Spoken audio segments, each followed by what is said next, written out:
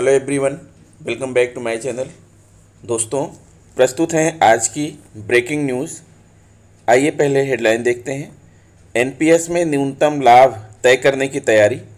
School आवंटन में देरी से छिन गई शिक्षकों की पुरानी पेंशन। शैक्षिक कैलेंडर जारी नहीं, सोमवार को खुलेंगे स्कूल। ऑनलाइन क्लास की आड़ में साइबर क्राइम। महंगाई भत्ते के लिए संघ ने मुख्य सचिव को सौंपा ज्ञापन। स्कूल खोलने के लिए छात्र पहुंचा सुप्रीम कोर्ट। आइए देखते हैं दोस्तों खबरें विस्तार से। जी हाँ दोस्तों, आप देख पा रहे हैं खबरें विस्तार से किंग्समैन यह यूट्यूब चैनल पर। राष्ट्रीय पेंशन योजना एनपीएस में निवेश अब और ज़्यादा आकर्षक होने जा रहा है। पेंशन फंड नियामक पीएफआरडीए एनपीएस के तहत न्यूनतम तय रिटर्न योजना मार्च पर विचार कर रहा है। इस योजना के निवेशकों को न्यूनतम तय रिटर्न दिया जाएगा, जबकि मौजूदा समय में बाजार से जुड़े होने की वजह से एनपीएस में तय रिटर्न नहीं मिलता है। पीएफआरडीए ने अपने मसौदा प्रस्ताव में कहा है कि योजना के लिए वह परामर्शक नियुक्त करेगा। पीएफआरडीए के मसौदा प्रस्ताव के मुताबिक नई योजना कई मायनों में अलग और ख़ास होगी। इसमें बाजार में मौजूद तय रिटर्न वाले निवेश विकल्पों से अधिक देने की पेशकश की जा सकती है। वहीं निवेशकों की सुविधा के लिए कुछ शर्तों के साथ कभी भी बेचने की सुविधा भी मिल सकती है। विशेषज्ञों का कहना है कि तय ब्याज देने पर निवेशक उसकी तुलना सावधि जमा यानी एफडी से करेंगे। ऐसे में उससे ऊंचा ब्याज देना होगा। नई योजना में टैक्स छूट को लेकर कोई स्पष्टीकरण नहीं। वहीं अधिक ब्याज की पेशकश करने पर बाजार में गिरावट आने की स्थिति में पीएफआरडीए के लिए भुगतान मुश्किल हो सकता है। नई योजना में टैक्स छूट को लेकर कोई स्पष्टीकरण नहीं है। इसके बावजूद एनपीएस में निवेश पर मिल रही मौजूदा टैक्स छूट मिल सकती है। मौजूदा समय में आयकर की धारा 80C के तहत एनपीएस में निवेश पर 1.5 लाख रुपए की टैक्स छूट ले सकते हैं। इसके अलावा एनपीएस में निवेश पर 50,000 रुपये की अतिरिक्त छूट भी मिलती है। निवेशकों के तय रिटर्न कैसे मिले? पीएफआरडीए एनपीएस की जिस न्यूनतम तय रिटर्न योजना मार्च पर विचार कर रहा है, उसमें परामर्शक की भूमिका काफ़ी अहम है। परामर्शक को यह आकलन करना है कि निवेशकों के तय रिटर्न कैसे दिया जा सकता है। उसके लिए दिए गए सुझाव के आधार पर पीएफआरडीए से जुड़े पंजीकृत पेंशन फंड योजना पेश कर सकेंगे। ब्याज व अन्य लाभ पर विचार। पीएफआरडीए नई योजना को लेकर यह विचार कर रहा है कि उसमें निवेश पर तय ब्याज दिया जाए या अन्य तय लाभ दिया जाए। हालांकि हर हाल में निवेशकों को तय रिटर्न देना इस योजना का मुख्य मकसद है। पीएफआरडीए का मकसद इस योजना को आकर्षक और सुविधाजनक बनाना है। बाजार से जुड़ी योजना में तय रिटर्न देने की चुनौती को देखकर ही नियामक ने परामर्शक नियुक्त करने की योजना बनाई है। निवेश की अवधि तय होगी। पीएफआरडीए इस योजना में निवेश की अवधि यानी लॉक इन पीरियड तय करने पर भी विचार कर रहा है। वह 2 साल या 3 साल या अन्य समय अवधि हो सकती है। इसकी कुछ शर्तें भी होंगी। तय समय से पहले निकालने के लिए कुछ शर्तें रखी जा सकती हैं। वहीं अवधि पूरी होने पर राशि सीधे बैंक खाते में जाएगी। कई तरह की सुविधा मिलेगी। तय रिटर्न वाली इस योजना में निवेशकों को कई तरह के विकल्प दिए जा सकते हैं। पीएफआरडीए के मसौदा प्रस्ताव के मुताबिक अवधि पूरी होने पर निवेशकों को इसे आगे बढ़ाने का भी विकल्प मिलेगा। हालांकि उस स्थिति में यह नया निवेश माना जाएगा और लॉक इन पीरियड की शुरुआत उस दिन से होगी। इसके अलावा एनपीएस की किसी दूसरी योजना को भी इसमें बदलने का विकल्प होगा, लेकिन उसका आकलन भी नए निवेश की तरह होगा। लखनऊ सरकारी व सहायता प्राप्त महकमे में अप्रैल 2005 के बाद चयनित व नियुक्ति पाने वालों को पुरानी पेंशन नहीं मिल रही है। प्रदेश में ऐसे अधिकारी, कर्मचारी व शिक्षक बड़ी संख्या में हैं जो अप्रैल 2005 के पहले चयनित हुए थे, लेकिन वह भी पुरानी पेंशन के हकदार नहीं हैं। प्राथमिक स्कूलों में 46,000 विशिष्ट बीटीसी शिक्षकों के हाथ से पुरानी पेंशन सिर्फ इसलिए फिसल गई क्योंकि विभाग ने उनका स्कूल आवंटन तय समय में नहीं किया था। इन शिक्षकों ने अब तक आस नहीं छोड़ी है और केंद्र की तर्ज पर लाभ दिए जाने की मुहिम चला रहे हैं।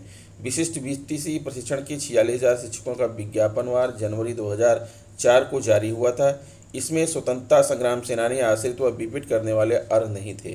शासन ने संशोधित विज्ञापन 22 फरवरी 2004 को निकाला। इसमें यह भी कहा गया था कि चयनितों की सहायक अध्यापक पद पर नियुक्ति की जाएगी।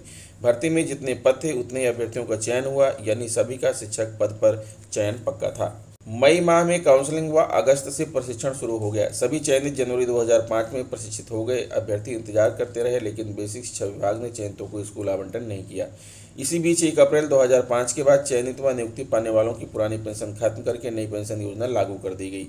बेसिक शिक्षा विभाग ने चयनितों की नियुक्ति 2004 के आदेश पर ही की, लेकिन उन्हें पेंशन से वंचित कर दिया गया। सरकार इन शिक्षकों को पुरानी पेंशन योजना का लाभ नहीं दे रही है। जबकि 8 मार्च 2008 में ही केंद्र सरकार ने आदेश दिया है कि जिन कर्मचारियों का चयन या प्रशिक्षण अप्रैल 2005 से पहले हो चुका है उन्हें पुरानी पेंशन का लाभ मिलेगा। शिक्षिका शालिनी मिश्र ने बताया कि प्रशिक्षण अवधि से उन लोगों को 2500 रुपये प्रति माह भत्ता भी मिल रहा था जो नियुक्ति 6 माह में होनी थी, उसमें 1.5 साल लग गए। विशिष्ट बीटीसी शिक्षक वेलफेयर एसोसिएशन के प्रदेश अध्यक्ष संतोष तिवारी ने कहा कि उनका चयन व प्रशिक्षण हो चुका था, इसलिए पुरानी पेंशन दी जाए। लखनऊ, प्रदेश के माध्यमिक स्कूल सोमवार से खुलने जा रहे हैं। कोविड-19 के तहत कॉलेजों को खोलने की गाइडलाइन जारी की जा चुकी है, लेकिन अब तक माध्यमिक शिक्षा परिषद से संबद्ध स्कूलों का शैक्षिक कैलेंडर जारी नहीं हो पाया है। अब यह तब है जबकि जुलाई माह में ही अनुमानित कैलेंडर जारी करके विभाग ने संयुक्त मंडलीय शिक्षा निदेशक व जिला विद्यालय निरीक्षकों से सुझाव मांगे थे ताकि उसी के अनुरूप बदलाव किया जा सके। काली पट्टी बांधकर पढ़ाएंगे शिक्षक। माध्यमिक स्कूलों में पढ़ाई का आगाज शिक्षकों की कड़े विरोध के बीच होगा। शासन ने कोरोना संक्रमण से बचने के लिए 2 पालियों में स्कूल संचालित करने का आदेश दिया है। शिक्षकों का कहना है कि उन्हें सुबह 8 से शाम 4:30 तक की ड्यूटी करनी होगी, जो शिक्षा संहिता के नियमों का उल्लंघन है। सरकार इस पर पुनर्विचार करे। कोरोना काल में बच्चों के ऑनलाइन पढ़ाई का दौर शुरू हुआ। अभिभावकों के साथ साथ शिक्षकों के लिए भी यह नया अनुभव था। बच्चों को ऑनलाइन पढ़ने के लिए किसी ने उन्हें मोबाइल फ़ोन दिया तो किसी ने कंप्यूटर। नतीजा, बच्चे औसत से ज़्यादा समय मोबाइल फ़ोन पर बिताने लगे और जाने अनजाने में साइबर अपराध भी करने लगे। जानकीपुरम स्थित निजी स्कूल में 8वीं में पढ़ने वाला छात्र अपने सहपाठी को फ़ोन कर परेशान कर रहा था। स्कूल प्रबंधन की ओर से बनाए गए व्हाट्सएप ग्रुप में छात्र ने छात्रा के बारे में अश्लील टिप्पणी शुरू कर दी। खास बात यह है कि इसके लिए उसने तकनीक का सहारा लिया ताकि उसे कोई पकड़ ना सके। छात्र एक एप्लीकेशन डाउनलोड कर अलग अलग विदेशी नंबर से मैसेज भेजता था। परिवारजन ने मड़ियाव पुलिस से शिकायत की। साइबर सेल की मदद से पुलिस छात्र घर के पहुंची। पता चला कि छात्र पीड़ित छात्रा के साथ ही पढ़ता है। इस साजिश में छात्र का बड़ा भाई भी शामिल था। पुलिस ने दोनों भाइयों के खिलाफ चार्जशीट दाखिल कर दी है। इस तरह के कई मामले ऑनलाइन पढ़ाई के दौरान सामने आए हैं। लखनऊ विश्वविद्यालय के व्हाट्सएप ग्रुप में भी अश्लील मैसेज व वीडियो भेजा गया था। इस प्रकरण में हसनगंज कोतवाली में एफआईआर भी दर्ज कराई गई थी, जिसके बाद आरोपित को गिरफ्तार किया गया था। साइबर सेल में बड़ी शिकायतें। साइबर सेल में शिकायतें बढ़ी हैं। स्कूल व कॉलेज प्रबंधन ने गोपनीय रूप से शिकायतें की हैं। स्कूल या कॉलेज का नाम खराब ना हो, इसके लिए लिखित शिकायत नहीं की गई। इस मामले में कई छात्रों को स्कूल से निष्कासित भी किया गया है। अभिभावक इसका रखें ध्यान। ऑनलाइन पढ़ाई के दौरान बच्चों पर नज़र रखें। कौन सी वेबसाइट पर ज़्यादा ध्यान दे रहे हैं बच्चे। गूगल सर्च हिस्ट्री भी देखें। बच्चों की गतिविधियों पर नज़र रखना जरूरी है। उनकी छोटी सी गलती साइबर क्राइम की ओर ले जा सकती है। मोबाइल अथवा कंप्यूटर में अनावश्यक एप्लीकेशन खतरनाक साबित हो सकते हैं। Vivek Ranjan Rai, ACP cyber crime cell. Lucknow, प्रदेश में राज्य कर्मचारियों को बढ़ी दर से महंगाई भत्ते की किस्त जारी न होने का विरोध शुरू हो गया है। उत्तर प्रदेश सचिवालय संघ के अध्यक्ष यादवेंद्र मिश्र के नेतृत्व में एक प्रतिनिधिमंडल ने शुक्रवार को इसे लेकर मुख्य सचिव आर.के. तिवारी को ज्ञापन सौंपा। इसमें कहा गया है कि केंद्र सरकार की ओर से कर्मचारियों को 1 जुलाई से 28% की दर से महंगाई भत्ते का भुगतान किया गया, लेकिन प्रदेश में कर्मचारियों को यह लाभ नहीं दिया गया है। संघ के सचिव ओंकार नाथ तिवारी ने कहा कि महंगाई के इस दौर में कर्मचारियों को 18 महीने के बाद महंगाई भत्ता मिलने की आस जगी थी, लेकिन अभी तक वह पूरी नहीं हो पा रही है। नई दिल्ली, 12वीं की एक छात्र ने सुप्रीम कोर्ट में याचिका दाखिल कर देश भर में स्कूल खोले जाने की मांग की है। दिल्ली के रहने वाले अमर प्रेम प्रकाश ने याचिका में कहा है कि कोर्ट केंद्र और राज्य सरकारों को निर्देश दे कि वे तय समय में अपने यहाँ स्कूल खोलने और ऑफलाइन फिजिकल पढ़ाई कराने के बारे में विचार कर निर्णय लें। अमर प्रेम प्रकाश ने अपनी याचिका में केंद्र सरकार व सभी राज्यों व केंद्र शासित प्रदेशों को पक्षकार बनाया है। उसने कहा कि केंद्र सरकार विभिन्न राज्यों केंद्र शासित प्रदेशों में स्कूल खोलने को लेकर अनिर्णय की स्थिति के चलते उसे सुप्रीम कोर्ट में याचिका दाखिल करनी पड़ी है।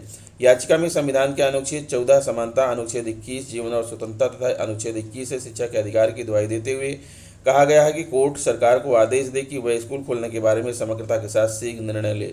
अमर प्रेम प्रकाश ने कहा कि वह दिल्ली के एक स्कूल में 12वीं का छात्र है। उसने 20 मार्च 2020 को रेगुलर स्कूल अटेंड किया था। उसके बाद कोरोना संक्रमण के कारण देश भर में लॉकडाउन लग गया और सभी स्कूल बंद हो गए। इसके बाद कक्षाएं ऑनलाइन शुरू हो गई। महामारी की स्थिति ठीक होने के बाद दिल्ली में मार्च 2021 में कुछ दिनों के लिए स्कूल खुले थे। उसके बाद कोरोना की दूसरी लहर आ गई और अप्रैल के पहले सप्ताह में स्कूल बंद हो गए। तो ये रहा दोस्तों आज का बिग ब्रेकिंग न्यूज़। आशा करता हूँ वीडियो आपको अच्छी लगी होगी। अगर वीडियो अच्छी लगी है तो प्लीज़ मेरे चैनल को सब्सक्राइब कर लीजिए, बेल आइकन को प्रेस कर दीजिए। मिलते हैं आपसे नेक्स्ट वीडियो में, तब तक के लिए नमस्कार।